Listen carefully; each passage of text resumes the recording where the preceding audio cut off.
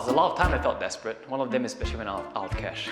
So you know when you're ordering zi cha and then you're just like, oh auntie, I want that one, that one, and 那条鱼. And you know when you order fish, it's the most expensive one there. And it's like, okay, $7. And then you take out your wallet and then I'm like, oh no, I only have $1, $2 with me.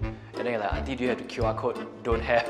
And then you're like, okay. So you have your pride in front of the auntie that you ordered the most expensive one. You have like a queue behind you and it's like, what do I do now? So that was desperate for me. I was auditioning for a theatre production, and I won't say with whom, but I was asked to prepare a monologue in a second language as well. And my German is so much better than my Malay, so I thought, okay, maybe I'll just go with that. I'm much more confident in that. But I couldn't find something that I liked, like a monologue or a poem in time. And I just thought, okay, never mind. I'll wing it, or hopefully they won't ask on the day. And I got in, and sure enough, they asked, do you have a monologue in a second language? In what language? So I said, okay, I got one in German. Well, I lied, obviously. And then said, okay, go for it. And in that moment, it just struck me that no one else in that room could understand German anyway, so it didn't matter. And I did the most dramatic rendition of my MRT ride to the audition room in German that I had ever done in my life. There was this time, right, where I was going home after a long day and I was thinking, okay lah, let's just take the public transport. Last month when I took a Zoom class, when the thumbprint scanner on my main door stopped working, I started to have a very bad tummy ache. I really had to go, number 2.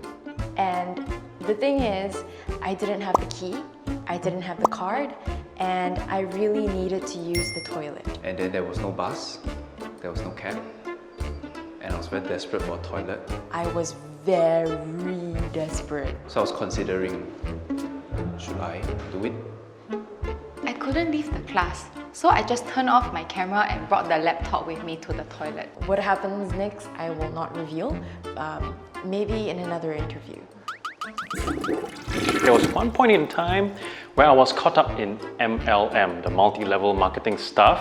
And you know, at that time I was young and I was like, people were talking about, you know, this is a get-rich-quick scheme. All I have to do is just, you know, I have friends, right? And I get friends to sign up and I will be able to get some bonuses, you know. So I remember like calling up my friends and meeting them like in the wee hours of the morning, 12 midnight, 1 a.m. or something like that, just to try to make the target, yeah. And looking back now, I just feel so bad for my friends. And I'm so sorry, yeah, but that time I was just desperate, you know, I just wanted to make money. Did you make it? I don't think so actually, so it's like wasted effort. I'm so sorry to my friends.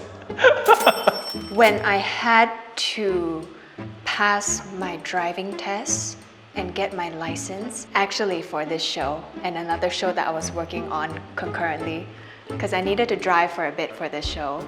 And I was very stressed because the start of the shoot for that particular segment was about a week away from my driving test, and if I didn't pass, I would have absolutely no time to retake the test.